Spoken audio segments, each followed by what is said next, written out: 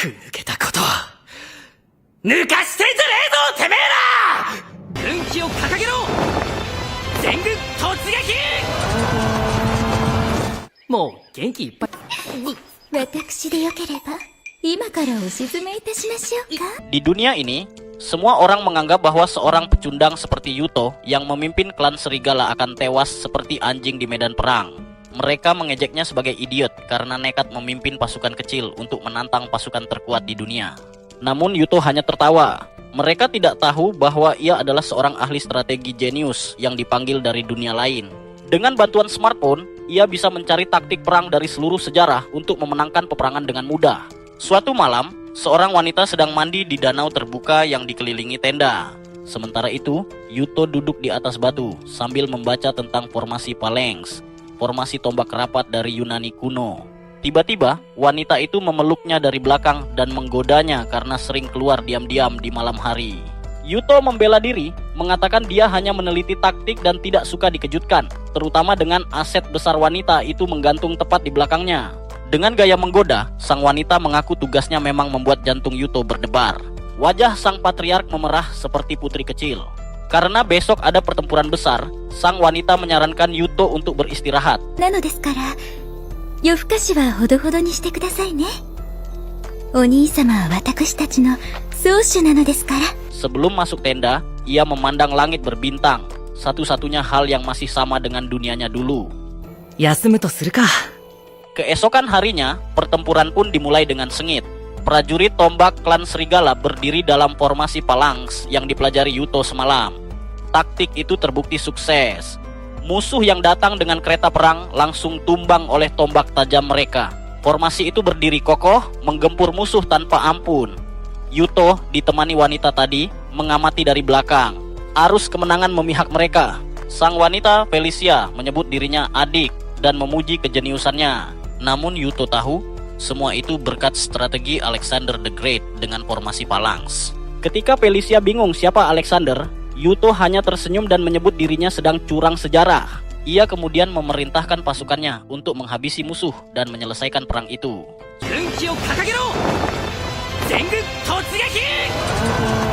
Sudah 2 tahun sejak Yuto dipanggil ke dunia Yggdrasil. Di dunia ini, kekuatan adalah segalanya. Orang saling membunuh demi tanah sekecil kuku, dan yang lemah diinjak tanpa belas kasihan. Beruntung, meski awalnya tak mengerti bahasa, takdir membawanya naik menjadi patriark klan serigala. Kini, satu kata darinya dapat menentukan hidup dan mati seseorang. Lamunannya buyar ketika anak panah nyaris menembus dadanya. Beruntung, Felicia segera melompat sambil mengayunkan cambuk sihir untuk memusnahkan hujan panah yang datang dari klan tanduk. Terpesona oleh kemampuannya, Yuto memuji bahwa ia cocok menjadi ratu.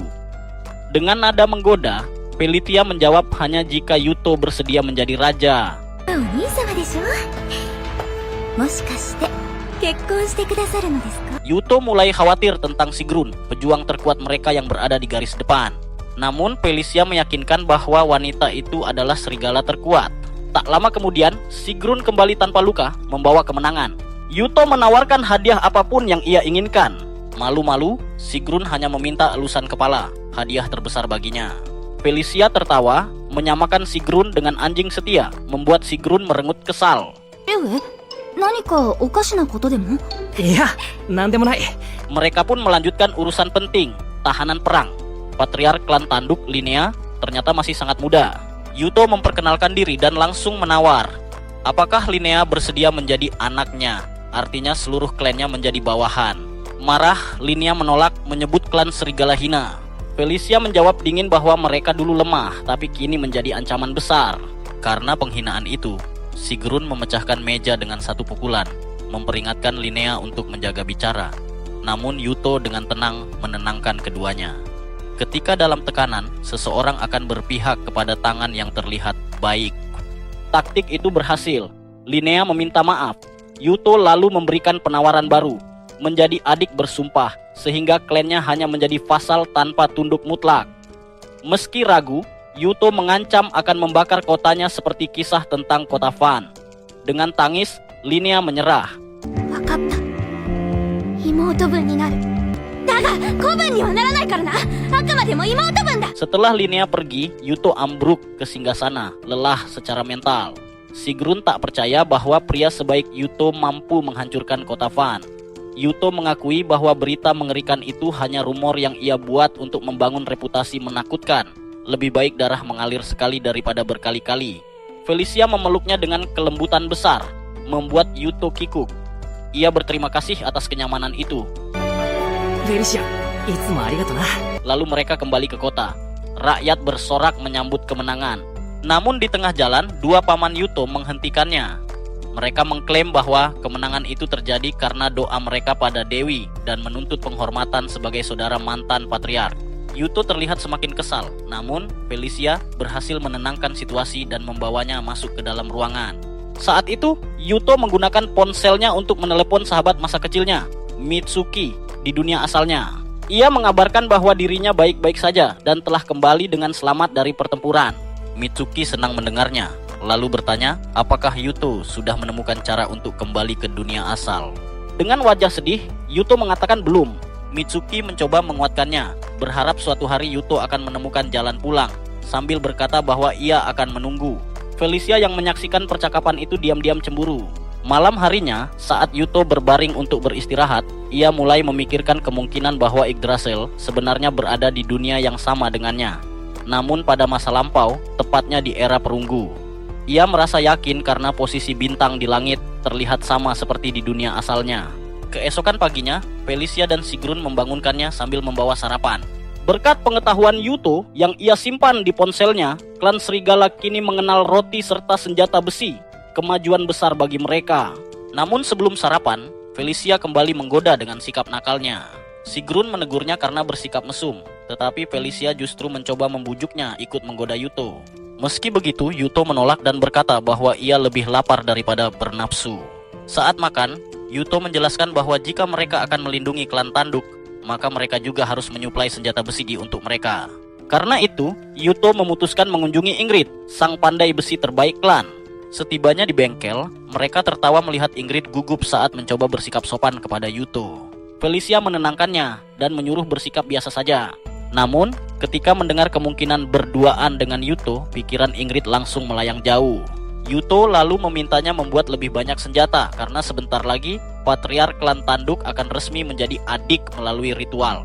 Ia menepuk bahu Ingrid menandakan bahwa ia mempercayakannya untuk menciptakan lebih banyak persenjataan besi. Upacara Chalice of Allegiance pun digelar di Yggdrasil. Ritual suci ini mengikat seseorang menjadi saudara atau anak dari patriark, dan ikatan melalui sumpah ini bahkan dipercaya lebih kuat daripada darah. Dengan menjadikan Linnea sebagai adiknya, Yuto berniat menghapus konflik internal serta menciptakan perdamaian agar ia bisa menemukan cara pulang tanpa kekhawatiran. Setelah ritual, Linnea memohon agar Yuto memperlakukan klan tanduk dengan baik. Yuto mengusap kepalanya dan memberikan jaminan. Namun, keadaan berubah ketika Felicia datang membawa kabar buruk. Salah satu klan terbesar, klan Kuku, telah menginvasi wilayah klan tanduk dengan kekuatan sekitar 10.000 prajurit, bahkan merebut benteng perbatasan.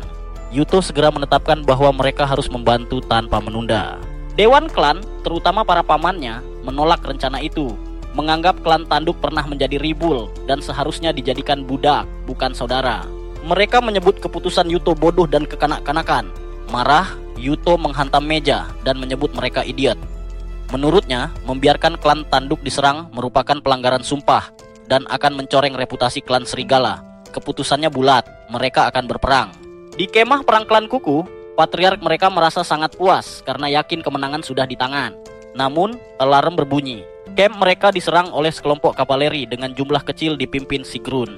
Serangan kuda yang cepat dan agresif membuat pertahanan mereka kacau balau. Sang patriark meremehkan ancaman itu, menyebutnya taktik ceroboh. Namun kenyataannya, Sigrun berhasil menembus barisan dengan keterampilan tombaknya dan mengacaukan formasi musuh sebelum mundur kembali. Patriark klan Kuku marah besar, merasa dipermainkan. Di kastil klan tanduk, Linnea menerima laporan keberhasilan Sigrun.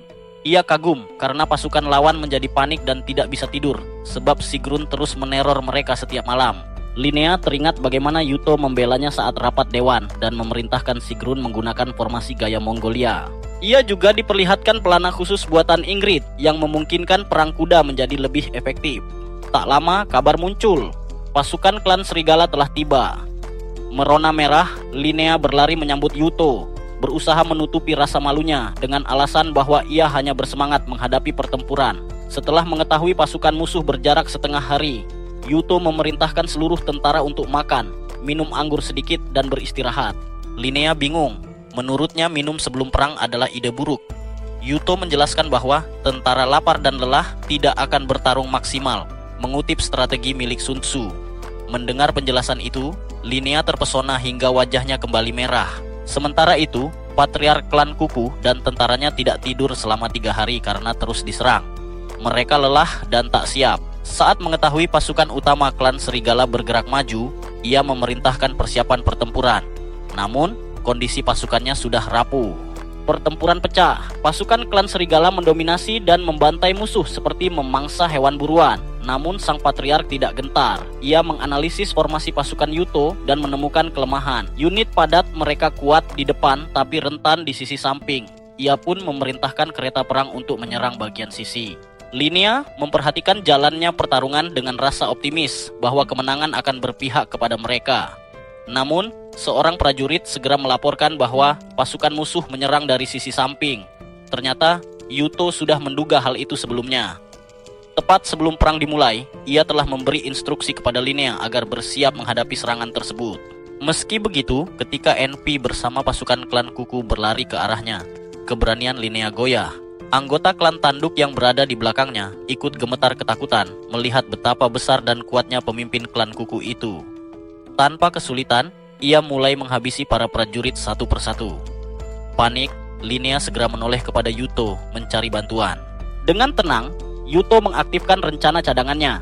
Ia memerintahkan Sigrun dan pasukannya untuk menyerang dari belakang, menjebak musuh tanpa jalan keluar.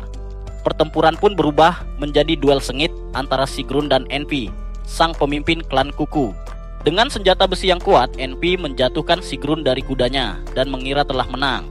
Namun pada saat serangan terakhir akan dilancarkan, Sigrun menarik pedang katananya, memotong tombak NP, lalu menebas tubuhnya. Dalam detik-detik sebelum mengembuskan napas terakhir, NP memuji kekuatan Sigrun dan berkata bahwa ia senang tewas di tangan lawan sepadan, berharap bisa bertemu kembali di Valhalla. Sigrun membalas dengan hormat sambil menunduk, sebelum kemudian mengumumkan kemenangan klan serigala. Sorak-sorai, kemenangan terdengar di seluruh medan perang, sementara Linnea tersungkur menangis bahagia. Setelahnya, Yuto pergi mandi ditemani Felicia dan Sigrun. Ia protes karena selalu dikawal dan dimandikan bersama, namun keduanya bersikeras bahwa itu demi keselamatannya. Tiba-tiba, Linnea datang dengan ragu-ragu dan ikut masuk ke pemandian dalam keadaan telanjang. Di sana, ia mengejutkan semua orang dengan melamar Yuto untuk menjadi suaminya. Felicia yang iseng menggoda bahwa menurut etiket, adik perempuan harus mencuci punggung kakaknya terlebih dahulu. Anehnya, Linnea setuju, membuat kedua gadis lain cemburu hingga mereka akhirnya bergantian mencuci punggung Yuto. Di kamar, Linnea kembali mengajukan lamaran dan membuat Yuto bertanya-tanya apa alasan sebenarnya. Ia bahkan sempat berpikir, apakah klan tanduk sebenarnya singkatan dari Horny Clan. Sigrun langsung marah, mengira Linnea ingin mencuri Yuto dari klan serigala. Namun Linnea meyakinkan bahwa Yuto bisa memimpin kedua klan sekaligus. Felicia menilai tawaran itu mencurigakan. Tertekan, Linnea akhirnya mengaku. Pada umumnya, seorang pemimpin dipilih berdasarkan kemampuan, bukan keturunan. Namun, ayah Linnea, patriark sebelumnya, begitu menyayanginya hingga menjadikannya pewaris. Banyak yang meragukan kemampuannya, tetapi untuk menghormati sang ayah, ia memikul tanggung jawab itu. Karena itulah ia gemetar di medan perang, beban terlalu berat baginya. Jika Yuto menikahinya dan menjadi pemimpin, Linnea pikir ia akhirnya dapat beristirahat dan klan jatuh ke tangan yang tepat. Meski masuk akal, Yuto masih ragu. Felicia pun buru-buru membuat alasan agar keputusan ditunda dan dibahas bersama Dewan Klan. Menjelang ritual kemenangan, Felicia membantu mempersiapkan Yuto sembari mengungkit lamaran tersebut. Menurutnya, jika diterima, Yuto selangkah lebih dekat menjadi penguasa seluruh negeri Alimer. Namun Yuto menolak ide itu. Ia bertanya kenapa Felicia tiba-tiba mendukungnya. Ia mengaku takut ketika klan serigala damai, Yuto mungkin akan kembali ke dunianya. Jika ia menjadi patriark klan tanduk, ia tidak akan bisa pergi. Yuto menenangkan Felicia, mengucapkan terima kasih atas dukungan selama 2 tahun, dan menyebutnya sebagai teman paling dapat dipercaya. Walau menyakitkan mendengar kata teman, Felicia menahan rasa itu, menghentikan rencana pernikahan, dan tetap berjanji mendukung Yuto. Ritual kemenangan dimulai. Kedua klan berpesta, memakan hidangan lezat diiringi musik meriah. Linnea duduk di samping Yuto mencoba mengobrol, namun suasana canggung setelah lamaran membuatnya terus mencari perhatian. Mereka membahas masakan khas klan tanduk dan Yuto memujinya. Linnea mencoba menyuapi Yuto, namun ia ragu. Tiba-tiba, Rasmus muncul dan menggoda bahwa mereka tampak seperti pasangan. Linnea malah membocorkan bahwa semua ini merupakan ide Rasmus untuk mendekatkan mereka. Felicia yang cemburu segera datang menyelamatkan, dan idenya untuk membatalkan pernikahan adalah dengan membuat Yuto terlihat seperti playboy. Ia duduk dekat, berbisik pada Yuto agar memeluknya, membuat Linnea terbakar cemburu. Namun Linnea berdalih bahwa sebagai istri, ia harus membiarkan suaminya bersenang-senang dengan wanita lain. Ketegangan berubah ketika dua tamu tak diundang masuk ke ruangan. Semua orang terdiam. Sigrun menyadari itu adalah Steiner, patriark Lightning Clan, ditemani seorang pendeta tua dari Aster Empire yang menguasai Yggdrasil. Yuto pernah mendengar rumor tentang raja berhati harimau itu. Situasi memanas ketika Rasmus menuntut alasan kedatangan mereka, terutama karena Steiner pernah membunuh patriark sebelumnya. Namun pendeta tua menyatakan bahwa Steiner adalah tamunya, sehingga Rasmus terpaksa mundur. Dengan kecepatan tak manusiawi, Steiner maju dan menghancurkan pedang Rasmus hanya dengan satu sentuhan, memperingatkan bahwa ia hanya ingin berbicara dengan Yuto, sambil menunjukkan kekuatan dari dua rune miliknya. Yuto terkejut saat mengetahui bahwa seseorang bisa memiliki dua rune. Linnea kemudian menjelaskan bahwa Steiner adalah salah satu dari paling banyak 3 orang di Yggdrasil yang memiliki 2 rune sekaligus. Sifat usil Steiner tidak berhenti. Target berikutnya adalah Sigrun dan Linnea. Ia mengejek Linnea, dan ketika gadis itu hampir terpancing emosi, Yuto menahannya dengan ekspresi marah. Ia dengan tegas menuntut Steiner untuk langsung ke inti pembicaraan, bukan terus mengganggu orang lain. Melihat keseriusan Yuto, Steiner sedikit bergidik lalu menanyakan nama Yuto dan mengaku akan mengingatnya karena ia menyukai kepercayaan diri pria itu. Ia bahkan menganggap Yuto sebagai rival yang menarik. Setelah puas memperkenalkan diri, Steiner pergi dengan tenang, namun terasa kuat aura yang ia miliki. Dalam perjalanan pulang, seorang pendeta meminta Steiner agar bertarung menggantikan mereka melawan Yuto, dan ia menyetujuinya karena menganggap Yuto jauh melebihi ekspektasinya. Malam harinya, Yuto menghubungi Mitsuki yang langsung memarahinya karena menghilang tanpa kabar. Ia khawatir Yuto ikut perang tanpa menghubunginya selama 3 minggu. Namun setelah memastikan Yuto baik-baik saja, Mitsuki menangis lega. Yuto mencoba menenangkannya dan meminta maaf dengan tulus. Keesokan harinya, Felicia menemani Yuto berkeliling kota. Saat melewati pasar, Felicia memujinya karena ekonomi berkembang pesat berkat penemuan kertas. Yuto hanya merendah dan menyebut dirinya sekadar curang. Namun langkah mereka terhenti ketika melihat seorang pria menjual seorang ibu dan putrinya sebagai budak. Tersentuh oleh kondisi keduanya, Yuto langsung membelinya dan menyuruh seorang pengawal membawa mereka ke istana, memastikan mereka dirawat dengan baik. Sesampainya di istana, meja Yuto dipenuhi tumpukan dokumen akibat penaklukan klan Tanduk dan klan Kuku. Ia mulai mengurus semuanya dibantu oleh Felicia, namun kabar baru datang.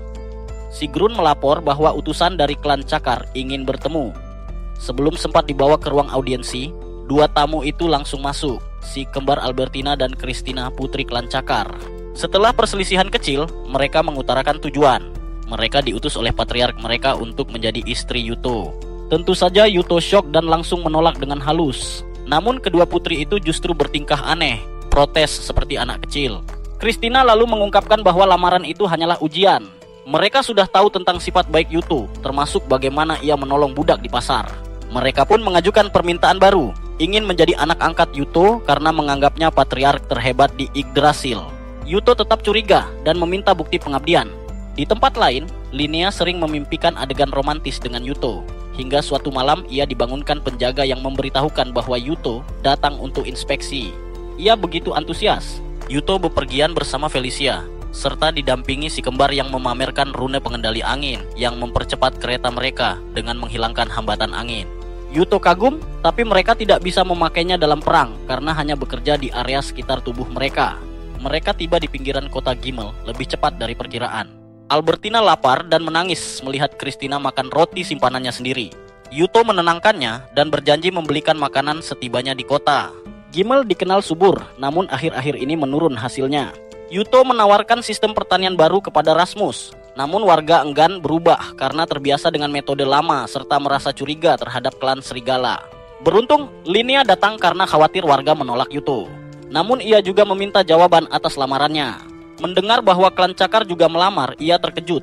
Si kembar pun memperkenalkan diri dan Linnea membalas dengan menyombongkan kekuatan klannya.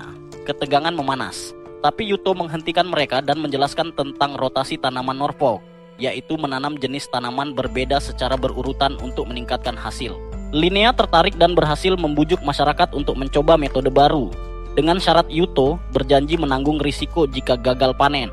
Malam harinya, saat mandi, Linnea kesal karena Yuto terus menghindar dari jawaban. Ia pun nekat mengambil keputusan. Ia masuk ke kamar Yuto dan menjatuhkan pakaiannya. Si kembar pun tidak ada. Yuto membeku kaget. Linnea memeluknya, memohon agar ia mau bersikap intim. Sesaat Yuto hampir terbawa suasana, namun bayangan Mitsuki muncul di pikirannya. Dengan berat hati, ia menolak dan mendorong Linnea menjauh. Tersakiti, Linnea bertanya mengapa Yuto selalu menolaknya. Yuto mencoba berbohong dengan alasan tanggung jawab sebagai patriark klan serigala. Namun Linnea mulai meragukan dirinya sendiri, bahkan kecantikannya. Melihatnya demikian, Yuto merasa tidak ada pilihan selain berkata jujur. Untuk menenangkan pikirannya, ia bahkan membenturkan kepalanya ke dinding. Kebiasaan aneh yang menurutnya dapat menjernihkan pikiran. Yuto menjelaskan bahwa hatinya telah dimiliki oleh wanita lain dan ia tidak ingin mengkhianatinya. Secara diam-diam, Felicia menguping seluruh percakapan itu dari balik pintu, sementara Linnea tampak terpukul mendengar kebenaran tersebut. Dengan berat hati, Yuto mengaku bahwa dirinya berasal dari dunia lain, ribuan tahun di masa depan. Mendengar itu, Linnea mulai menyadari bahwa teknologi revolusioner yang ia perkenalkan berasal dari masa depan. Meskipun ia memahami cinta Yuto kepada Mitsuki, Linnea tetap menentang gagasan bahwa ia akan kembali ke dunia asalnya. Ia khawatir tanpa Yuto tidak ada sosok yang cukup kuat untuk memimpin klan tanduk. Ia menyebut dirinya hanya pewaris tak berguna, penghisap warisan ayahnya semata. Ia terus merendahkan diri, meski Yuto berkali-kali meyakinkan bahwa dirinya tetap penguasa yang layak. Dengan sabar, Yuto mengubah cara pandangnya. Ia menjelaskan bahwa penguasa hebat bukanlah mereka yang tidak pernah salah, melainkan mereka yang belajar dari kesalahan. Ia berjanji akan selalu membimbing. Perlahan, Linnea mulai menguat. Namun, dengan keberaniannya yang emosional, ia kembali melepas pakaiannya dan menyatakan tidak akan menyerah pada cinta Yuto. Ia mencoba mendorongnya ke dinding, membuat Yuto ketakutan dan memohon agar ia tidak melakukan hal aneh. Beruntung, berita mendesak datang tepat waktu dan menyelamatkannya. Felicia masuk membawa kabar bahwa klan petir sedang bersiap untuk perang. Mereka segera menggelar pertemuan. Informasi dari para pedagang menunjukkan bahwa klan petir tengah membeli senjata untuk menyerang klan serigala. Christina meminta izin untuk memata-matai mereka, namun Yuto menolak karena terlalu berbahaya. Untuk membuktikan kemampuan, Christina memerintahkan Albertina yang masih setengah mengantuk untuk menangkap pria yang duduk di dekat Yuto. Hanya dalam sekejap, Albertina sudah berada di belakang pria itu dengan pisau di lehernya. Christina menegaskan bahwa meski mereka tak kuat di medan perang, kemampuan mereka untuk mengawal dan membunuh sangat mumpuni. Akhirnya, Yuto setuju mengirim mereka sebagai mata-mata, dengan syarat ia harus membuat sumpah dengan klan Cakar. Keesokan harinya, Yuto meninjau perbatasan musuh yang dipisahkan oleh sebuah sungai. Ia memutuskan menggunakan taktik sejarah klasik dan meminta bantuan Linnea yang menyetujuinya tanpa ragu. Malamnya, ia berbicara dengan Mitsuki, mengatakan bahwa ia akan memasuki perang lain. Mereka mendiskusikan sifat bodoh Steiner, patriark klan petir. Yuto berjanji akan kembali hidup-hidup. Dalam pertemuan perang, mereka mencoba menebak motif Steiner, namun tak ada jawaban jelas. Klan serigala telah bersiap, sedangkan klan petir terkenal belum pernah kalah sejak Steiner memegang kekuasaan. Strateginya sederhana, kekuatan brutal. Sang pemimpin maju di garis depan dengan rune kembar miliknya. Para petinggi mulai memuji pencapaiannya, namun Yuto menepisnya sebagai keberanian orang dungu. Ia bersumpah tidak akan tumbang. Sementara itu, Steiner mulai bergerak dengan pasukan sebanyak 8.000 orang. Christina mengirim kabar melalui merpati. Dua pasukan akhirnya saling berhadapan, menunggu satu sama lain bergerak lebih dulu. Para penasihat Steiner menyarankan menunggu strategi musuh, tetapi bagi Steiner, menunggu hanyalah hal membosankan. Ia memerintahkan pasukan menyerang. Perisai klan petir tak mampu menahan hujan panah besi dari busur mekanis klan serigala, membuat barisan depan porak-poranda. Namun, Steiner segera menyadari ada jeda setiap tembakan dan memerintahkan pasukannya mempercepat jarak serangan. Yuto beradaptasi dengan cepat menggunakan formasi phalanx. Formasi itu kembali menguntungkan mereka, tetapi Steiner tetap tenang. Ia membagi pasukannya menjadi 3 bagian. Dirinya di tengah, tangan kanannya Ping di sisi kiri, dan sisi kanan dipimpin sang ahli strategi. Yuto kemudian menggunakan strategi terbaik klan, formasi kuda tempur Sigrun, yang menyerbu saat musuh terjepit phalanx. Sigrun memimpin pasukan berkuda dan bertemu dengan unit ahli strategi musuh. Ia hampir mengalahkannya, hingga Steiner datang mendadak, menangkis serangannya dengan palu besar. Pertarungan berlangsung sengit. Sigrun menahan gempuran, namun pedangnya patah. Ia cepat mencabut katana tepat sebelum hujan serangan menghantam. Tangan Sigrun mulai bergetar karena beratnya palu musuh. Dengan bijak ia memutuskan mundur. Steiner lalu menerjang garis depan klan serigala dengan kereta tempurnya. Yuto menganggap langkah itu bodoh, tetapi terkejut saat formasi phalanx berhasil dijebol. Para prajurit terpukul mundur. Scavier menyarankan mundur total. Tanpa pilihan lain, Yuto memerintah mundur, sementara Scavier menjaga barisan belakang. Steiner tak mau membiarkan lawan kabur. Ia menyerang Scavier, namun serangannya dipatahkan dengan mudah. Bahkan, Scavier sempat melukai wajah sang patriark. Terkesan, Steiner mengakui Scavier sebagai yang terkuat di klan serigala, bahkan melebihi Sigrun. Namun Scavier menolak duel. Ia mengalihkan perhatian pasukan klan petir dengan mengatakan bahwa senjata besi di medan perang dapat mereka ambil dan jual untuk kekayaan. Pasukan pun tergoda dan berhenti mengejar. Yuto berhasil mundur dengan aman. Kemudian, Steiner pucat ketika mengetahui Ping mati di tangan Scavier dalam duel. Dalam amarah, ia menendang sang ahli strategi karena merasa rencananya lah penyebab kematian itu. Setelah tenang, ia kembali memimpin pasukan yang panik, mengejar klan serigala ke tepi sungai. Mereka berduel singkat lagi saat Yuto dan pasukannya berhasil menyeberang.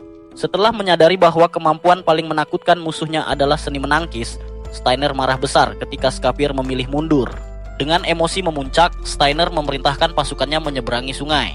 Dari kejauhan, Yuto hanya tersenyum, mengetahui semuanya berjalan sesuai rencana. Begitu Steiner dan prajuritnya melangkah ke sungai, hujan panah langsung menyambut mereka. Hanya Steiner yang berhasil lolos dan mencapai seberang sungai. Namun di sana sudah menunggu Scavier, Sigrun, Felicia, serta 4 petarung terkuat dari klan tanduk. Mereka siap mengeroyok dan menghabisinya. Scavier menjelaskan bahwa alasan Steiner terjebak adalah karena dirinya terlalu kuat, hingga pasukannya sendiri tak mampu mengimbangi. Semakin murka, Steiner mengaktifkan rune miliknya, dan dalam beberapa serangan, ia mengalahkan ke-7 lawan sekaligus. Ia membanggakan kekuatannya, sesumbar bahwa tak peduli jebakan apapun, ia bisa merobeknya seperti kertas. Scavier hanya tertawa. Ia mengatakan tugas mereka hanya menahan Steiner agar tetap di tempat. Seketika, ke-7 lawan itu kabur menggunakan kereta kuda, sementara gelombang air raksasa datang dari sungai dan menyeret Steiner pergi. Mereka mengejek, "Splish splash, bye bye trash." Ternyata inilah strategi Yuto, terinspirasi dari sejarah, memancing musuh menyeberang sungai, lalu dengan bantuan Linnea, membuka bendungan yang sebelumnya dibangun warga. Yuto merasa jijik pada kesombongan Steiner. Ia kuat, namun tak pernah berusaha meraih kekuatan itu, hanya mengandalkan keunggulan alami. Arogansi Steiner mengingatkan Yuto pada masa lalunya sendiri. Sementara itu, di pinggir sungai, Steiner terdampar dalam keadaan terluka parah dan mengakui kekalahannya. Waktu berlalu dan Yuto akhirnya menelepon Mitsuki untuk memberi kabar bahwa ia menang. Mitsuki sempat cemas karena Yuto lama tidak menghubunginya. Yuto menjelaskan bahwa meskipun perang usai, banyak tugas menunggu. Menunjuk pemimpin baru untuk klan petir, memberi hadiah kepada prajurit, serta memberi kompensasi keluarga yang gugur. Mitsuki memotong pembicaraan, menanyakan kapan Yuto akan pulang. Meskipun belum menemukan cara, ia berjanji suatu hari pasti kembali. Klan serigala kini semakin kuat, memberinya kesempatan melakukan riset ke wilayah baru. Kemudian Yuto bekerja bersama Ingrid untuk membuat gelas kaca. Ternyata itu jauh lebih sulit dari dugaan. Setelah beberapa kegagalan, Yuto memberi kesempatan pada Ingrid untuk mencoba. Namun gadis itu justru gugup berada terlalu dekat dengan Yuto, membayangkan hal-hal aneh seperti cerita fanfiksi. Meski begitu, ia berhasil membuat satu gelas dan Yuto puas karena produksi massal akan segera dimulai. Tanpa sepengetahuan Yuto, Dewan Penasihat mengadakan pertemuan rahasia. Bahkan seorang budak kecil yang disayangi Yuto turut dipanggil. Mereka membahas kebijaksanaan Yuto yang luar biasa, kemampuan politik dan militernya, serta sikap rendah hatinya. Sebagai bentuk penghargaan, mereka ingin memberi Yuto waktu beristirahat. Mereka mengusulkan liburan ke kaki Gunung Ceri. Mendengar itu, para gadis langsung bersemangat, bahkan terlalu bersemangat. hingga hawa Demon Lord, mereka membuat Mitsuki di dunia lain merinding tanpa alasan. Awalnya Yuto menolak, namun para gadis memaksa hingga ia tidak bisa berkata tidak. Mereka mempersiapkan perjalanan dan Yuto meninggalkan Gyoran sebagai penjaga ibu kota sementara. Liburan berjalan tenang pada awalnya. Yuto menikmati mandi air panas. Namun situasi berubah ketika Christina dan Albertina datang, bersikeras mandi bersamanya sebagai pengawal. Yuto mencoba menolak, tetapi mereka tetap masuk. Tak lama kemudian, gadis lain datang hanya mengenakan handuk dengan alasan berjaga jika bahaya muncul. Yuto berdiri di pojok, mencoba tidak melihat pemandangan di sekitarnya. Para gadis saling bercanda, sementara Felicia dan Sigrun menggoda Ingrid agar melepas handuk seperti yang lain. Yuto mencoba kabur, tetapi Christina mengolok bahwa semua orang sudah pernah melihat pisang kecilnya. Ketika ia berdiri, Sigrun meminta kesempatan mencuci punggungnya lagi. Para gadis langsung mengerubungi. Felicia membersihkan punggung menggunakan aset pribadinya. Sigrun menjilat jemari kakinya, dan Linnea serta Ingrid ikut-ikutan. Tak sanggup menahan rasa malu, Yuto pun pingsan. Belakangan, para gadis meminta maaf. Mereka ingin mengabdi dengan sebaik mungkin karena suatu hari Yuto pasti kembali ke dunia asal. Yuto memaafkan, tapi memberi syarat pakai baju. Tentu saja Felicia langsung memikirkan ide nakal baru dan menawarkan pijatan. Sebelum sempat menolak, semuanya sudah menimpanya dengan pijatan. Sekembalinya dari liburan, Yuto menyelesaikan ritual calis bersama Albertina dan Christina. Karena Sigrun kehilangan katana di pertarungan melawan Steiner, Ingrid membuat yang baru untuknya. Namun Sigrun tampak sedih. Baginya, katana lama itu istimewa karena ditempa Yuto, membuatnya merasa seolah Yuto selalu melindungi dari belakang. Awalnya Ingrid tersinggung, tapi kemudian mengerti. Tepat saat kesedihan memuncak, Yuto dan Felicia muncul membawa kabar bahwa pedang lama Sigrun ditemukan oleh pedagang. Yuto membeli bekas bilah tersebut dan menyerahkannya kepada Ingrid untuk diperbaiki. Mata Sigrun berkaca-kaca menerima kembali pedang kesayangannya. Beberapa waktu kemudian, mereka mengunjungi pasar. Banyak orang mengantre membeli gelas kaca. Klan Serigala kini kaya dan makmur, jauh berbeda dari masa-masa miskin dahulu. 2 tahun lalu, ketika sedang menikmati hidangan pencuci mulut dan memikirkan apa yang harus dilakukan dengan kekayaan berlebih yang mereka miliki, muncul seorang budak perempuan bernama Eperia, gadis yang telah diambil di bawah perlindungan Yuto. Ia selalu melayani Yuto karena ingin membalas budi, namun Yuto justru memperlakukannya dengan lembut dan penuh hormat. Ia menawarkan Eperia hidangan manis itu, tapi gadis tersebut awalnya menolak karena merasa tak pantas menyentuh makanan mewah seperti itu. Meski begitu, Yuto berhasil meyakinkannya. Saat Eperia akhirnya mencicipinya, ia menangis bahagia karena rasa itu mengingatkannya pada masa-masa ketika ia memakannya bersama kedua orang tuanya. Setelah itu, Yuto meminta Eperia membacakan tulisan yang terpampang di sebuah toko. Eperia melakukannya dengan lancar sehingga Yuto sangat terkesan. Ia pun memberikan semua permen yang dibelinya sebagai ungkapan terima kasih karena Eperia telah memberinya ide. Kemudian, Yuto menyampaikan kepada para gadis bahwa ia ingin mewajibkan pendidikan untuk seluruh klan serigala. Dana pendidikan akan diambil dari kekayaan berlebih mereka. Tujuannya sederhana, meningkatkan tingkat literasi dan menciptakan generasi baru yang lebih berbakat. Semua biaya akan ditanggung oleh klan serigala dan pendidikan diberikan secara gratis. Di masa lalu, Felicia dan Sigrun sering bermain di sekitar danau, menangkap ikan, serta berlarian bersama para perempuan lain dari klan serigala. Yuto dan seorang pemuda lain, Lopter, yang merupakan kakak Felicia, melihat dari jauh sambil tersenyum. Lopter sangat peduli pada adiknya, sekaligus menghormati Yuto. Namun ia memperingatkan agar Yuto tidak menyakiti Felicia, bahkan mengancam akan membunuhnya jika itu terjadi. Yuto menjelaskan bahwa ia sudah memiliki gadis yang ia sukai di Jepang, jadi ia tidak berniat menikahi Felicia.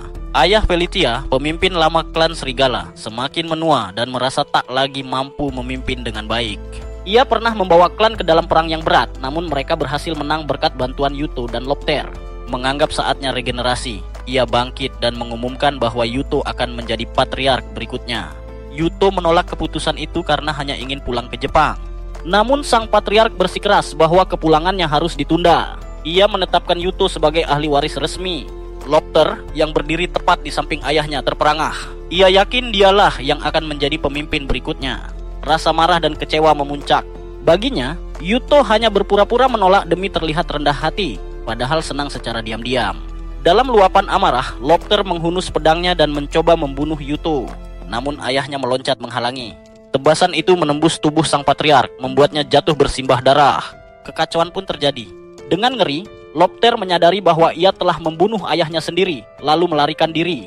Dalam napas terakhirnya, sang patriark memohon agar Yuto melindungi klan serigala. Dan bila suatu hari ia berhasil pulang, maka tahta patriark harus diberikan kepada Lopter. Saat ini, Yuto terbangun dari mimpi buruk itu.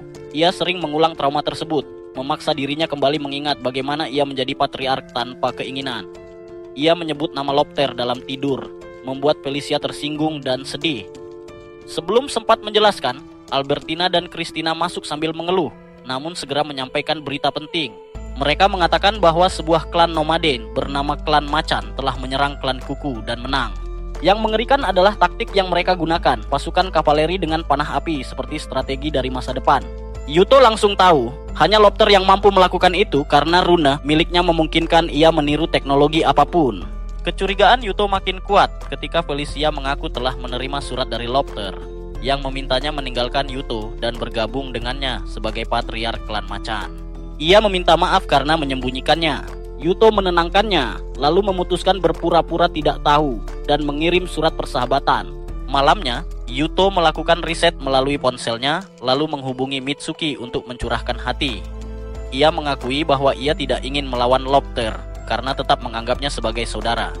Namun jika keadaan memburuk, perang tak terhindarkan.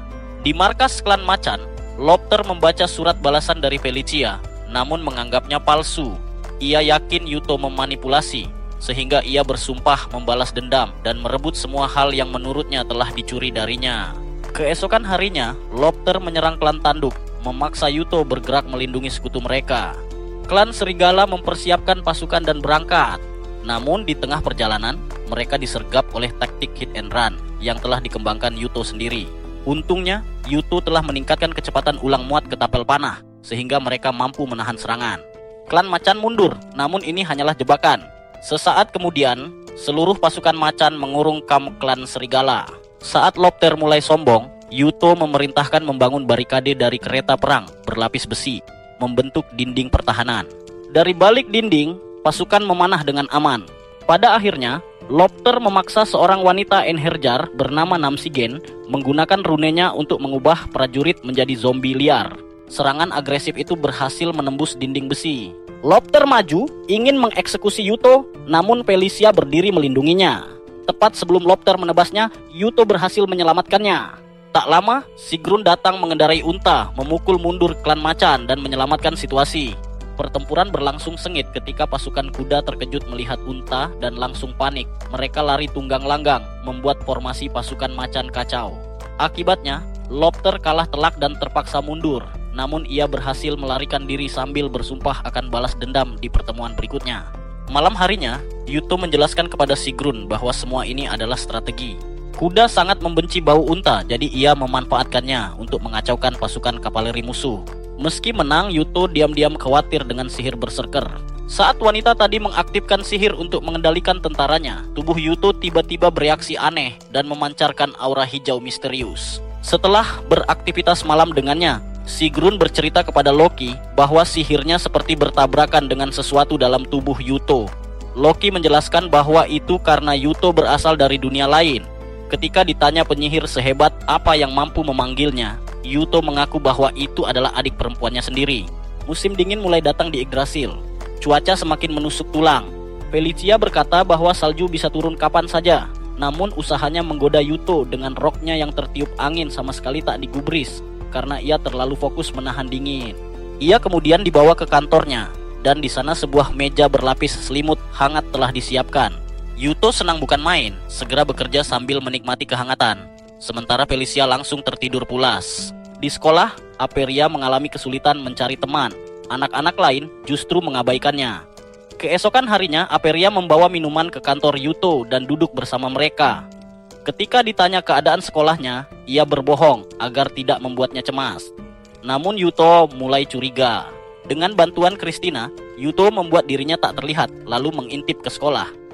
Kecurigaannya terbukti, semua murid mengabaikan Aperia yang hanya duduk diam sendiri. Yuto ingin turun tangan, tapi Christina menahannya dan menawarkan rencana lain. Hari berikutnya, Christina dan Albertina mendaftar di sekolah tersebut. Mereka memperkenalkan diri sebagai putri bersumpah dari klan Cakar dan anak angkat Yuto, membuat reputasi mereka langsung melambung. Mereka duduk bersama Aperia, namun memperlakukannya seperti pelayan sebagai umpan. Seorang gadis populer kelas menjadi kesal melihat itu. Ternyata, sejak awal kelas itu dipimpin oleh seorang ratu kelas yang menyuruh semua orang mengabaikan Apria karena cemburu. Di hari pertama, Yuto sangat memperhatikan Apria, menyebabkan kecemburuan besar. Dengan cepat, Christina mengambil alih posisi ratu kelas, menjadi pusat perhatian baru. Karena Aperia dianggap teman dekatnya, semua orang mulai ramah padanya. Sementara itu, ratu kelas sebelumnya malah kini diabaikan dan duduk sendirian sedih, hampir menangis. Melihat hal itu, Aperia merasa iba. Ia tetap mengulurkan tangan, mengajaknya bergabung. Meskipun awalnya ditolak, akhirnya gadis itu tersentuh dan menerima persahabatan itu. Masalah pun selesai.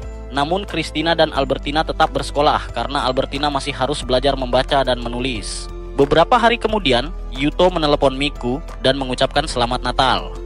Mereka bercanda bahwa di Yggdrasil belum ada kelahiran Yesus, jadi tidak ada tradisi hadiah.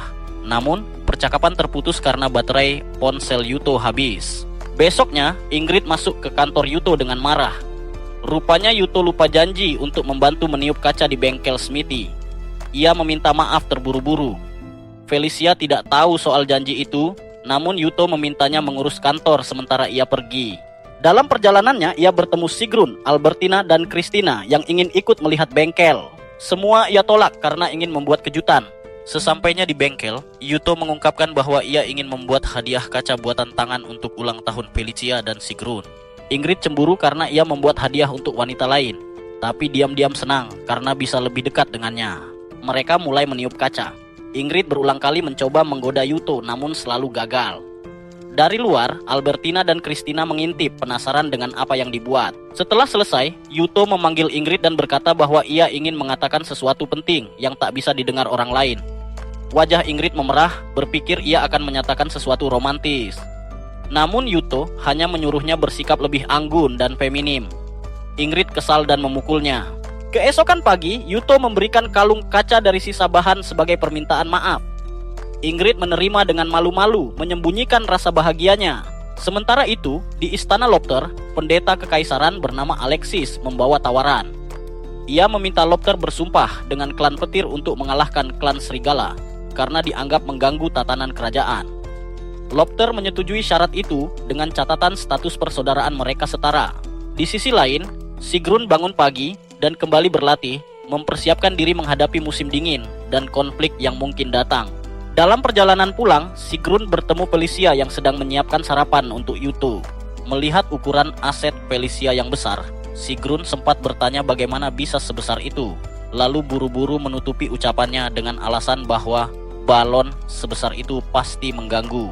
Keduanya akhirnya hanya saling diam, sambil penasaran ukuran seperti apa yang disukai Yuto dan apa yang dianggap normal di dunia asalnya. Sementara itu, di dunia Yuto, Mitsuki sedang makan siang di sekolah bersama temannya, Ruri. Setelah menggoda ringan, Ruri memuji kemampuan memasak Mitsuki dan menegaskan bahwa ia jelas sedang jatuh cinta. Ia langsung mengaitkannya dengan Yuto dan mengeluhkan betapa anehnya dia yang bisa menghilang begitu saja tanpa kabar. Mitsuki membela Yuto, menjelaskan bahwa ia sedang berusaha keras mencari jalan pulang, namun Ruri menepisnya. Mitsuki kesal dan Ruri menduga mereka berdua akan sendirian saat tahun baru. Karena itu, ia mengundang Mitsuki ke rumahnya, menyebut bahwa sepupunya, Soya, seorang dokter arkeologi, juga akan hadir. Mendengar itu, Mitsuki mulai berharap Soya bisa membantu menemukan petunjuk agar Yuto dapat kembali. Pada malam tahun baru, Mitsuki berkunjung. Di dalam rumah, ia bertemu Soya yang langsung antusias mendengar kisah tentang Yuto dan dunia aneh tempat ia berpindah. Mitsuki ragu apakah Soya mempercayainya, namun Soya menjelaskan bahwa ia akan mendengarkan semua detail terlebih dahulu. Satu hal pasti, ia sangat tertarik. Setelah mendengar garis besar ceritanya, Soya berkomentar bahwa Yggdrasil, dunia berteknologi perunggu yang begitu detail, terlalu rumit untuk sekadar karangan. Hal itu membuat Mitsuki senang karena ceritanya dianggap serius. Namun, Soya membutuhkan rincian tambahan. Ia memaparkan bahwa nama-nama dan kejadian di dunia Esel memiliki banyak kemiripan dengan mitologi Nordik, meski ada beberapa perbedaan. Kesamaan itu pernah disebut Yuto sebelumnya, dan menjadi alasan mengapa semua penelitiannya buntu. Soya lalu menunjuk beberapa paralel. Gelar Yuto, serigala terkutuk, mirip dengan Fenrir. Senjata Mjolnir memiliki keterkaitan dengan Thor. Kekalahan Steiner di sungai mirip dengan pertarungan ular raksasa melawan Thor saat Ragnarok yang membanjiri daratan. Lebih jauh lagi, nama Yuto dapat disusun menjadi kata yang merujuk pada raksasa si hitam yang menghancurkan Asgard dan 9 alam. Artinya, Yuto secara tidak langsung adalah sosok raksasa penghancur itu. Bahkan nama lengkap Mitsuki mirip dengan Shimara, istri makhluk tersebut. Soya menduga bahwa tindakan Yuto secara perlahan sedang membentuk versi asli mitologi Nordik. Mitsuki mulai gemetar ketakutan saat menyadari bahwa dalam mitos, Fenrir dan ular raksasa Jormungandr mati pada akhir cerita. Ia panik membayangkan Yuto akan bernasib sama, namun Soya menenangkannya, menjelaskan bahwa sebagian besar mitologi diturunkan secara lisan, jadi tidak ada yang tahu mana bagian yang benar. Masih ada kemungkinan Yuto bertahan hidup. Saat itu, Yuto mencoba menelpon, namun Mitsuki tak sempat mengangkat karena ia sedang di luar. Di dunia lain, Yuto berjalan di lorong dan bertemu Skapier. Mereka menuju kamar untuk membahas hal penting. Dari luar, Sigrun menguping. Yuto menuangkan minuman untuk Skapier, yang dalam hati menganggap tindakan itu agak berlebihan. Yuto kemudian berkata bahwa ia ingin Skapier memukulnya sekeras mungkin sebagai hukuman karena ragu sekejap dalam pertempuran melawan klan macan yang menyebabkan tembok jebol dan nyawa banyak warga melayang. Namun Skapier menolak perspektif itu. Baginya, tanpa Yuto kematian akan jauh lebih banyak. Yuto adalah patriark yang hebat. Meski begitu, Yuto merasa bersalah karena setelah semua pengorbanan itu, ia masih ingin kembali ke rumah. Skapier menghiburnya, mengatakan ia terlalu muda untuk menanggung beban sebesar itu sendirian, lalu menyodorkan minuman. Yuto juga memintanya menjaga Sigrun. Mendengar itu, Sigrun pergi dengan hati berat. Dalam perjalanan, ia bertemu Felicia yang meminta bantuannya. Rupanya, para gadis sedang menjahit sebuah jubah dengan simbol klan serigala di bagian belakang sebagai hadiah untuk berterima kasih pada Yuto. Sigrun setuju dan mereka mulai menjahit detailnya dengan hati-hati. Di tempat lain, Lopter diliputi amarah. Ia terus mengingat kematian ayahnya dan menganggap Yuto hanyalah patriark tak sah. Sigrun menghampirinya dan mengatakan bahwa ia menemukan cara mengirim Yuto kembali ke dunianya. Namun Lopter menolak. Ia tidak ingin Yuto pergi. Ia ingin membunuhnya. Tiba-tiba, hal langka terjadi. Mitsuki menelpon Yuto untuk pertama kali. Yuto mengungkapkan betapa ia khawatir karena panggilannya tak diangkat sebelumnya. Mitsuki menjelaskan bahwa ia ingin menjadi orang pertama yang berbicara dengan Yuto saat tahun baru. Ia kemudian menceritakan semua informasi yang diperoleh dari Soya. Yuto tertarik dan berjanji akan melanjutkan penelitian. Mitsuki ingin mengungkap perasaannya, namun Yuto malah terus menanyai apakah ada laki-laki di tempat ia berada. Mitsuki lalu berkata, "Bulan malam ini indah ya," sebuah ungkapan cinta tersirat di Jepang. Namun Yuto tak mengerti. Mitsuki menyebutnya bodoh dan baterai ponselnya habis. Malamnya, Yuto berjalan-jalan dengan Christina dan Albertine menyusuri kota hening. Tiba-tiba ada keributan. Mereka mendekat melihat seorang wanita menantang warga lokal. Yuto menenangkan situasi, namun terkejut karena wanita itu mirip sekali dengan Mitsuki. Wanita tersebut melakukan doa di bawah sinar bulan, menyebut dirinya pewaris sah Holy Empire, memohon panen melimpah. Selesai berdoa, ia memikirkan rumahnya. Yuto kembali ke istana klan serigala dan menemukan Felicia menunggunya, kesal karena Christina, bukan dirinya, yang menemani. Yuto menenangkannya dan meminta kamar tamu disiapkan. Felicia mengira wanita itu Mitsuki, tetapi si Gadrapa memperkenalkan diri sebagai Lea, putri Jarl Clan, salah satu dari 3 keluarga besar Holy Empire. Karena identitasnya terungkap, Yuto memutuskan menjadikannya tamu klan serigala agar tetap aman. Melihat sekeliling, Lea menyadari bahwa istana klan serigala sebenarnya lebih mirip seperti bangunan kumuh, sangat jauh berbeda dari megahnya istana kekaisaran yang biasa ia dapatkan. Ia pun meminta izin pada Yuto untuk berkeliling istana, dan pria itu menyetujuinya dengan senang hati. Christina menawarkan diri untuk kembali dan memberitahu para pengawal Lea, serta membawanya ke istana agar mereka tidak khawatir. Dalam perjalanan, ia memanggil Sigrun, seorang pengawal bayangan yang selama ini diam-diam menjaga Yuto. Meski Christina menyadarinya, Yuto justru sama sekali tidak tahu. Christina lalu menanyakan pendapat Sigrun tentang Lea. Menurut Sigrun, Lea memang sangat kuat, tetapi keahliannya belum terasah dengan baik. Christina setuju, dan berkata bahwa meskipun ia bisa mengejutkan Lea, ia tetap tidak akan sanggup mengalahkannya. Lea bukan sekadar putri biasa. Namun karena ia tidak mengancam Yuto, keduanya memutuskan untuk tidak mempermasalahkannya. Keesokan harinya, ketika Yuto sedang bekerja di kantornya, Felicia berlari tergesa-gesa, melaporkan bahwa Lea mencoba masuk ke bengkel. Yuto segera berlari menuju tempat itu dan menemukan Lea sedang berdebat dengan para penjaga. Lea bersikeras bahwa Yuto sudah memberinya izin berkeliling, tetapi para penjaga menolak karena bengkel hanya boleh dimasuki anggota klan serigala. Keributan tersebut mengganggu Ingrid yang kemudian keluar. Ketika melihat Lea, Ingrid langsung mengira dirinya sedang melihat Mitsuki, kemudian bertanya bagaimana dan kenapa ia berada di dunia mereka. Lea bingung mengapa dirinya terus disangka Mitsuki dan menanyakan apa maksud Ingrid dengan dunia mereka. Dengan canggung, Yuto menjelaskan bahwa ia berasal dari dunia lain. Lea meminta penjelasan lebih rinci. Yuto mengatakan bahwa ia terlempar ke dunia ini saat melihat ke dalam cermin suci yang dibuat dari tembaga elf, tepat ketika Felicia sedang melakukan sihir tersembunyi bernama Glir. Mendengar itu, Lea menebak bahwa di dunia mereka juga ada cermin elf serupa. Ia mengatakan, Kekaisaran mengetahui banyak rahasia tentang sihir ilahi dan tembaga elf, dan ia mungkin mengetahui cara mengembalikan Yuto ke rumahnya. Namun, sebelum hal itu dibahas, ia ingin makan siang. Mereka menikmati hamburger, dan Lea melahapnya seperti turis Amerika kelaparan. Setelah puas, Lea kembali menjelaskan. Menurutnya, Felicia tidak cukup kuat untuk memanggil seseorang sendirian, karena kekuatan ilahinya amat kecil.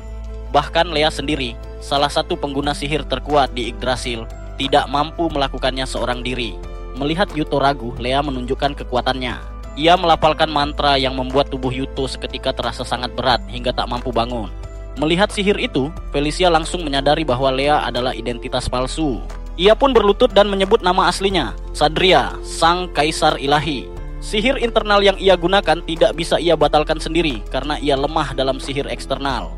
Ia menyarankan mencari sigen dari klan macan yang mampu membatalkannya. Malamnya, Yuto menghubungi Mitsuki dan menjelaskan semuanya. Jika ia menemukan pengguna sihir yang cukup kuat untuk melempar mantra Fimbulpet, mungkin ia bisa kembali ke dunianya. Namun, selama ini hanya Shigen yang mampu, jadi ia harus mencari pilihan lain. Keesokan hari, upacara resmi pergantian tahun digelar.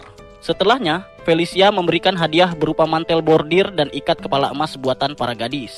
Mereka kemudian mengadakan pesta pribadi untuk menyambut Lea, sekaligus merayakan tahun baru. Namun pesta berubah kacau. Felicia dan Ingrid tidak berhenti minum. Si agen makan seperti kuda lapar, dan Albertina berjalan sempoyongan seperti monyet mabuk. Situasi makin liar saat para gadis yang mabuk meminta daging lain dari Yuto. Sambil tertawa nakal, mereka mulai melepaskan pakaian dan menerjangnya, sementara Yuto berusaha kabur sekuat tenaga. Setelah pesta berakhir, Christina kembali membawa kabar buruk. Klan petir, dipimpin Steiner, menyerang klan serigala. Yuto langsung memerintahkan pasukan bersiap. Ia meminta maaf pada Lea karena harus pergi berperang. Lea memahami tugasnya, dan sebagai ucapan terima kasih, ia mencium Yuto di depan semua gadis. Mereka hanya bisa terpaku dengan wajah pucat. Rencana Yuto adalah memancing Steiner keluar, tetapi pertempuran kali ini berbeda. Steiner datang menunggang kuda dan prajuritnya membawa senjata besi. Bahkan formasi dinding kereta perang milik Yuto mampu ditembus dengan mudah. Yuto menebak klan macan bersekongkol memberikan senjata tersebut. Meski begitu, ia tetap menjalankan strateginya. Pasukan musuh dikepung dari segala arah dengan Sigrun dan Skapier memimpin sayap kiri dan kanan. Steiner terkesan dan memerintahkan pasukannya menerobos ke depan. Ia membuka jalan dengan kekuatan brutal. Sigrun menghadangnya dan duel terjadi.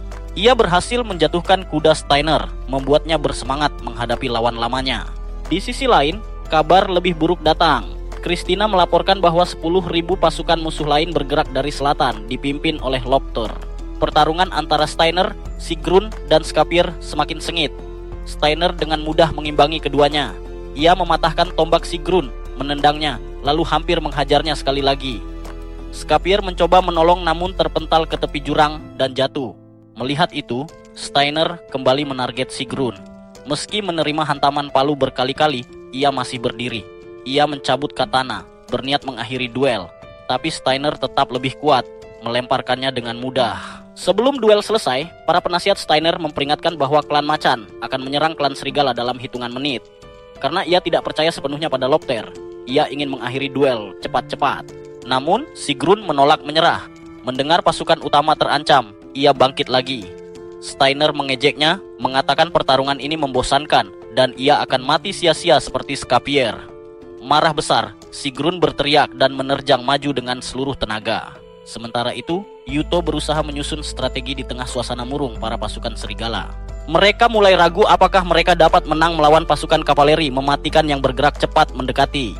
Felicia menyarankan agar mereka mundur dan berkumpul kembali, karena tidak semua pertempuran bisa dimenangkan. Christina pun setuju. Namun, Yuto mempertanyakan apakah itu satu-satunya jalan. Ia khawatir jika mereka mundur sekarang, musuh akan menyapu habis wilayah mereka. Tanah-tanah akan hancur, para prajurit dibantai, dan sisanya akan dijual sebagai budak. Bagi Yuto, klan serigala adalah keluarga, dan ia tak bisa membiarkan keluarganya mengalami nasib seperti itu.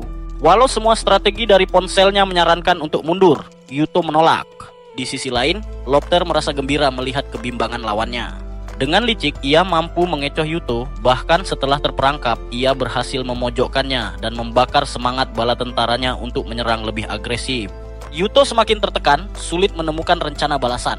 Ia menyadari, andai ia memiliki kekuatan mentah seperti Steiner, mungkin ia bisa menang hanya dengan tenaga. Pemikiran itu justru memunculkan ide besar. Tanpa membuang waktu, Yuto segera bergerak menuju garis depan. Pada saat itu, pasukan macan mulai menyerang, mengoyak barisan klan serigala tanpa ampun. Para prajurit serigala mulai kehilangan harapan, merasa mustahil mengalahkan pasukan sebesar itu. Namun, saat Yuto tiba, ia memerintahkan mereka berdiri tegak sebagai juara yang tidak pernah menyerah. Ia menyuruh mereka membangun kembali tembok besi pertahanan. Mendengar kata-kata pemimpin mereka, moral pun kembali menyala. Semangat perang meledak. Ide Yuto sederhana namun berani. Membangkitkan moral dengan bertarung bersama para prajurit di garis depan, sebagaimana yang dilakukan Steiner. Taruhan itu berhasil. Para prajurit kembali bangkit, mempertahankan barisan dan mulai menahan serangan pasukan macan. Melihat kebangkitan ini, Lopter murka. Ia menawarkan hadiah bagi siapapun yang bisa menangkap Yuto. Namun Yuto tidak goyah, ia meminta semua orang mempercayainya. Bagi klan serigala, Yuto adalah penyelamat yang membawa kemakmuran menakjubkan bagi mereka. Perlahan, pasukan macan terdorong mundur. Di sisi lain, Sigrun berusaha sekuat tenaga menahan Steiner. Namun, Steiner hanya mempermainkannya. Saat mengetahui Yuto berada di garis depan, ia melontarkan Sigrun dengan palunya, lalu bergegas. Sigrun menolak mundur, terus menghadangnya. Dengan nada aneh, Steiner mengatakan hanya satu pria yang bisa memuaskannya. Yuto satu-satunya yang pernah mengalahkannya. Ia memberi peringatan terakhir agar Sigrun pergi. Terbayang akan Yuto, Sigrun mengambil posisi serangan cepat terakhir yang pernah diajarkan sang patriark. Steiner menyerang, pedangnya terpental ke udara. Sigrun tampak mundur dan tak berdaya, membuat Steiner yakin ia menang. Namun pedang yang terlempar jatuh tepat di depan Sigrun. Dalam satu tebasan cepat, ia berhasil melukai Steiner. Sementara itu, Yuto mengetahui bahwa pasukan inti klan serigala telah merebut benteng. Ia memerintahkan serangan balasan. Rencananya akhirnya berjalan. Ia tak berniat menang secara langsung, melainkan memutus pasokan dan jalur kabur musuh. Terluka, Steiner memerintahkan pasukannya mundur sambil menahan klan serigala sendirian. Ia menitip salam kepada leluhur Sigyn sebelum berjalan ke medan tempur seorang diri. Sigyn bergegas mencari Steiner dan lega saat tahu ia masih hidup. Di garis depan, pasukan macan lari ketakutan. Lopter tak percaya ia kalah. Ia memerintahkan Sigyn membuka jalan menuju Yuto. Dengan sihir nyanyiannya, ia melakukannya. Lopter berlari ke arah Yuto, menghunus pedang, dan menyerang tanpa peringatan. Felicia menyelamatkan Yuto, namun ditendang jauh oleh Lopter yang mengejek Yuto terlalu lemah. Demi melindungi Felicia, Yuto menarik pedangnya dan bertarung. Dengan keberuntungan dan tekad, Yuto berhasil menjatuhkan Lopter. Namun bahaya belum berakhir. Sigyn melantunkan mantra dan tubuh Yuto mulai memudar. Ia menyerahkan ponselnya kepada Felicia sebelum menghilang, kembali ke dunia asalnya. Di rumah, Mitsuki terkejut melihat Yuto akhirnya kembali. Ia memeluknya sambil menangis bahagia. Mereka mengungkapkan rasa rindu. Namun pertanyaan Mitsuki tentang kedatangannya membuat Yuto teringat kondisi di Yggdrasil. Ia mencoba menghubungi ponselnya di sana, tetapi gagal. Mitsuki cemas, namun Yuto berusaha menenangkannya. Ia pun terkejut saat Mitsuki memegang wajahnya, mengatakan bahwa setelah bertahun-tahun, Yuto kini terlihat lebih tampan. Ia menyambutnya pulang dengan senyum manis. Sementara itu di Yggdrasil, Lopter murka karena Sigyn mengirim Yuto pulang tanpa izinnya. Sigyn mencoba menenangkannya dengan alasan ia takut keselamatannya. Lopter pergi, bertekad membalas dendam kepada klan serigala. Steiner pun frustrasi. Tanpa Yuto, pertempuran kehilangan arti baginya.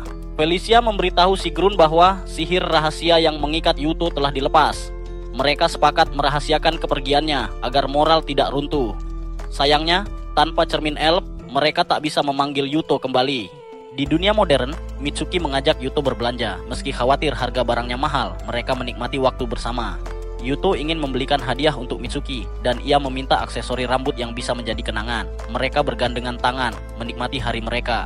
Sementara itu di Yggdrasil, perang kembali mendekat. Felicia dan Sigrun bersiap. Sigrun pergi, meminta Felicia memberitahu Yuto bahwa ia akan bertarung dengan gagah sampai akhir. Christina kemudian menyampaikan kabar kepada Lea. Hanya Lea yang bisa membawa Yuto kembali. Namun, semua itu bergantung pada kemauan Yuto untuk kembali. Linnea diberitahu bahwa Yuto telah tewas dalam pertarungan terakhir, tetapi ia menolak mempercayainya. Mengalami tekanan mental, ia tak mau menerima kenyataan bahwa hal itu bisa terjadi. Penasehatnya menyarankan agar mereka memanfaatkan kesempatan ini untuk mengambil alih klan Serigala, membuat Linnea semakin murka. Sementara itu, Yuto dan Mitsuki pergi melihat bunga di sebuah taman. Ia memandang pemandangan indah dan menikmati makanan yang dimasak Mitsuki. Dalam perjalanan pulang, Mitsuki mengingatkan betapa keras usaha Yuto untuk membantu klan Serigala, dan kini ia tak perlu bertarung lagi. Namun, Yuto masih merasa khawatir dengan semua orang di Yggdrasil.